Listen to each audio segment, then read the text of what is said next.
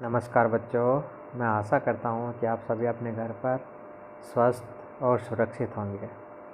तो आज हम हिंदी का अपना नया अध्याय बाल गोविंद भगत पढ़ेंगे, जो राम वृक्ष बेनीपुरी द्वारा लिखा गया। तो बाल गोविंद भगत रेखा चित्र के अंदर और लेखक ने एक विलक्षण चारित्रिक विशेषताओं का वर्णन किया है। इसके अंदर मनुष्यता, लोक संस्कृति और सामूहिक चेतना के बारे में बताया है कि बाह्य वेशभूषा से और व्यक्ति सन्यासी नहीं होता है, बल्कि सन्यासी के जीवन का आधार दूसरों की भलाई करना और परोपकार करना होता है। तो इसी के माध्यम से और इसी के साथ साथ इसके अंदर जो सामाजिक जो सरोकार है, जो सामाजिक रूढ़ियाँ हैं, आडंबर हैं, उनका भी इस पाठ के अंदर विरोध किया है।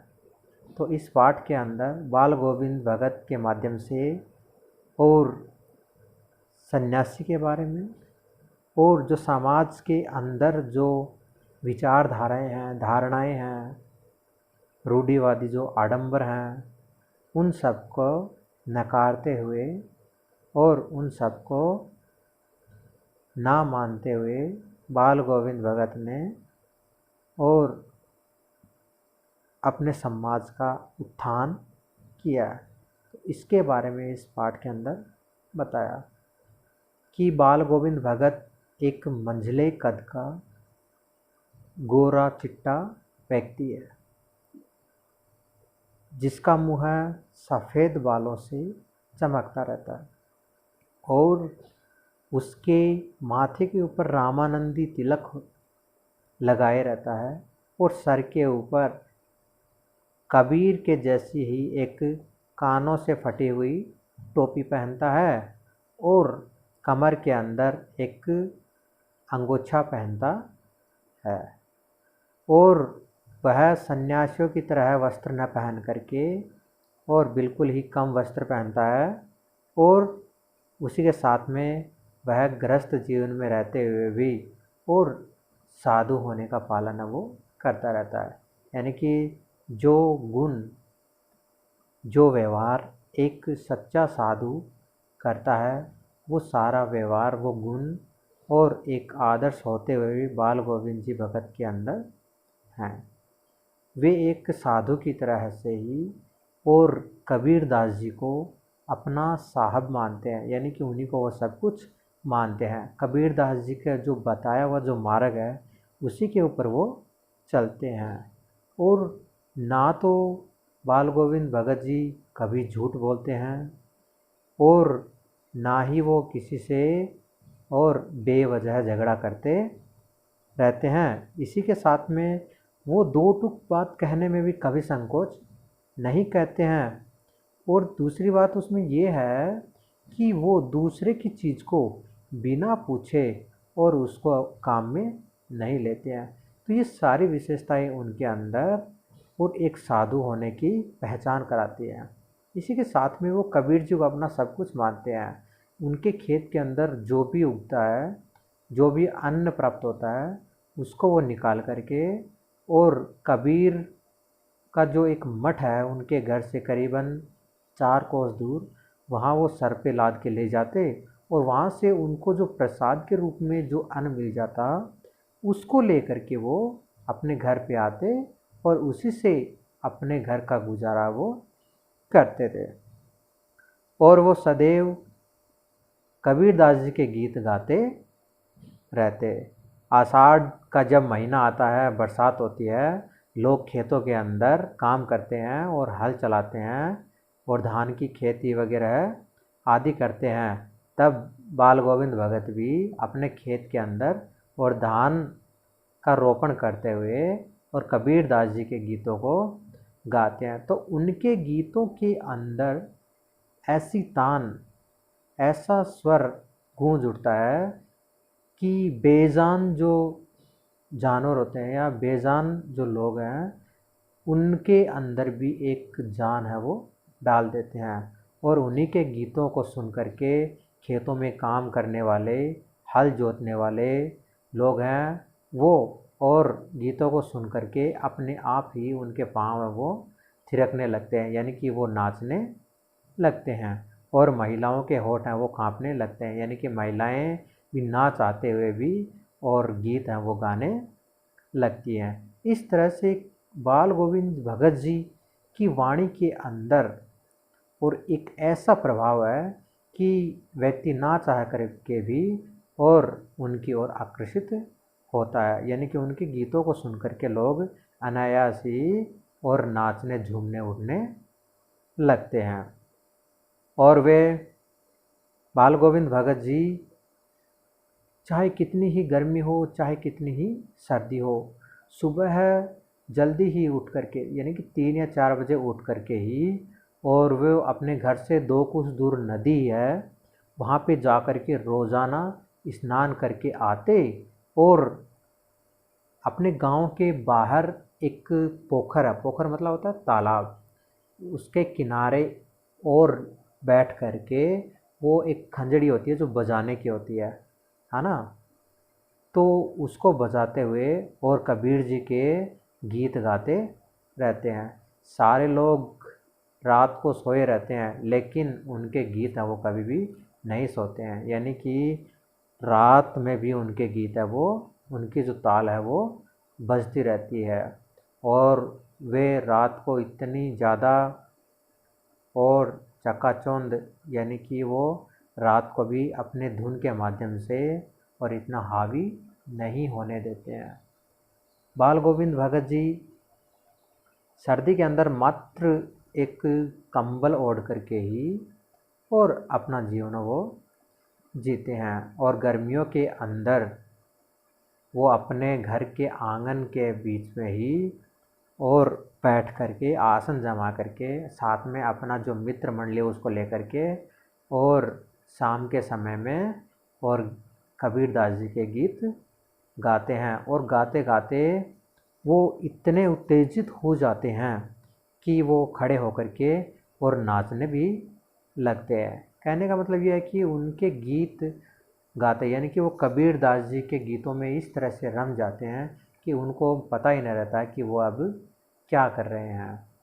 और उनका संगीत के प्रति जो लगन है, कबीरदास जी के गीतों के प्रति जो लगन है, वो सबसे ज़्यादा उस समय देखने को मिली जिस दिन उनका बेटा, यानी कि कबीर बाल गोविंद भगत जी के एक बेटा था जिसकी मृत्यु हो गई थी। तो उस दिन भी बाल गोविंद भगत जी ने अपने बेटे को आंगन में चटाई बिछा करके उसके ऊपर लेटा करके और सफ़ेद चादर से उसको ढक दिया, और उसके पास और तुलसी के और कुछ फूल के पत्ते हैं वो भी, कुछ फूल है वो भी रख दिए, और सामने अपना आसन बिछा करके फिर वो अपने गीतों में मगन हो गए, यानी कि अपने गीत है वो गाने लगे। एक तरफ तो उनकी जो पुत्र वधू है, जो उनके बेटे की बहू है, वो रो रही है और उसको गांव की जो औरतें हैं वो चुप करा रही हैं, लेकिन और दूसरी तरफ बाल गोविंद भगत जी हैं वो और गीतों में मस्त रहते हैं और गीत गाते हुए रहते हैं।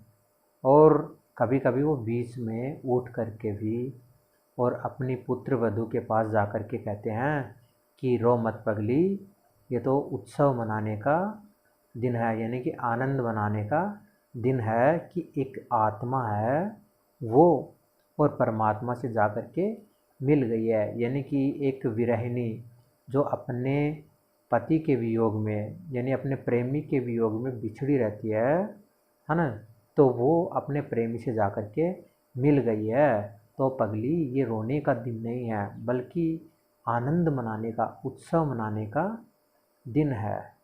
इस बात से हमें ये भी पता चलता है कि बाल गोविंद भगत जी है, उसका अपने बेटे के प्रति प्रेम तो था लेकिन मोह नहीं था। यानी कि वो सांसारिक जो आकर्षण होता है, सांसारिक जो मोह होता है, उससे वो दूर रहते हैं। और दूसरी बात, उन्होंने अपने बेटे को जो मुखाग्नि होती है, यानी कि उसकी चिता को जो आग है, वो अपनी बहू के हाथों से ही दिलवाते हैं। और जब उसके बेटे के दिन हो जाते हैं, जब उसके बेटे का जो श्राद्ध हो जाता है, उसको पूरा होने के बाद में बाल गोविंद भगत जी अपनी पुत्र वधू के भाई को बुलाते हैं और पुत्र वधू को उसके साथ भेज देते हैं। तो पुत्र वधू है वो अपने भाई के साथ जाने को मना करती है और बाल गोविंद भगत जी को कहती है कि मैं आप ही के साथ में रहूँगी, क्योंकि जब आप बूढ़े हो जाओगे तो आपकी देखभाल करने वाला कोई नहीं रहेगा, यहाँ पे आपको कोई पानी तक भी नहीं पिलाएगा, तो मैं आप ही के साथ में रह करके आपकी सेवा करना चाहती हूँ। लेकिन बाल गोविंद भगत जी अपनी बातों के बिल्कुल पक्के थे। उन्होंने और उसके भाई को कहा कि इसे ले जाओ और इसकी दूसरी शादी है वो करवा दो, है ना। और जब उसकी बहू नहीं मानी तो उन्होंने कहा कि यदि तुम अपने भाई के साथ नहीं जाओगी तो मैं ये घर छोड़ करके चला जाऊंगा। तो इस तरह से मजबूर होकर के और वह पुत्र वधू अपने भाई के साथ चली जाती है। और फिर बाल गोविंद भगत जी वही अपने गीत गाना और अपनी धुन को बजाना निरंतर करते रहते हैं। और समय बीतने के साथ में वो और बूढ़े हो गए, तो उनका जो शरीर है वो उनका साथ देना भी थोड़ा उसने कम कर दिया। लेकिन वो हर साल अपने घर से करीबन 30 कोस दूर गंगा नदी है, वहाँ पे वो स्नान करने के लिए जाते थे। बाल गोविंद भगत जी स्नान को इतना महत्व नहीं देते जितना वो गंगा नदी किनारे रहने वाले जो साधु संत टोली थी जो और भजन कीर्तन करती, तो उसके अंदर रह कर के उनको बड़ा ही मज़ा आता था। दूसरी बात ये कि बाल गोविंद भगत जी जब घर से निकलते तब वो खाना खा कर के निकलते और गंगा नदी पे स्नान करने के बाद वापस पैदल आकर के ही अपने घर पे खाना खाते। उनका ये मानना था कि भिक्षा मांग करके उन्हें जीवन यापन नहीं करना है, यानी कि वो साधुओं की भिक्षा मांगने को और एक कुरीति मानते हैं, यानी कि उसका अपराध मानते हैं कि भिक्षा वो कभी भी मांगनी नहीं चाहिए। इस तरह से और वो गंगा नदी के ऊपर स्नान करने के लिए जाते तो घर से खा करके जाते और वापस आ करके ही खाना खाते। तो यानी कि 4-5 दिन तक वो उपवास रखते थे, क्योंकि जाने आने में करीबन 4-5 दिन लगते। लेकिन 4-5 दिन लगने के बाद में भी वो उपवास के अंदर और उनके जो चेहरे पे वही मस्ती, उनके गानों में वही धुन ताल, वो सब उनके अंदर रहती। यानी कि उनके गीतों का जो स्वर है वो उनके शरीर जो है वो बूढ़ा होने के बाद में भी और उनके स्वर ताल के अंदर वही जवानी वही उमंग भरी हुई है। और जब वो गंगा नदी से नहा करके आए तो उनकी तबीयत है वो ख़राब हो गई। फिर भी वो रोज़ाना सुबह जल्दी उठ करके नदी से स्नान करके आना, वही गांव के बाहर पोखर के किनारे बैठ करके और खंजड़ी बजा करके गीतों को गाना आदि नित्य किया करते थे। धीरे धीरे उनकी तबीयत और ज़्यादा ख़राब हो गई तो गांव वालों ने उनको मना भी किया, लेकिन वो हंस करके और उनकी बातों को टाल देते। एक संध्या को उनके गीत सुनाई दिए, फिर धीरे धीरे उनकी आवाज़ है वो कम होती गई और भोर के समय में उनके गीतों की आवाज़ सुनाई नहीं दी। और जब लोगों ने उनके घर पे जाकर के देखा तो उन्होंने देखा कि बाल गोविंद भगत जी हैं, उनकी मृत्यु हो चुकी है और उनका जो जीवन है वो माला के मनकों की तरह है, बिखर चुका है। तो इस रेखा चित्र से हमें ये संदेश मिलता है, ये शिक्षा मिलती है क्या, कि व्यक्ति है उसकी पहचान, यानी कि साधु की पहचान उसके पहनावे से, उसके कपड़ों से नहीं होती है, बल्कि वह गृहस्थ रहते हुए भी और साधु बन सकता है।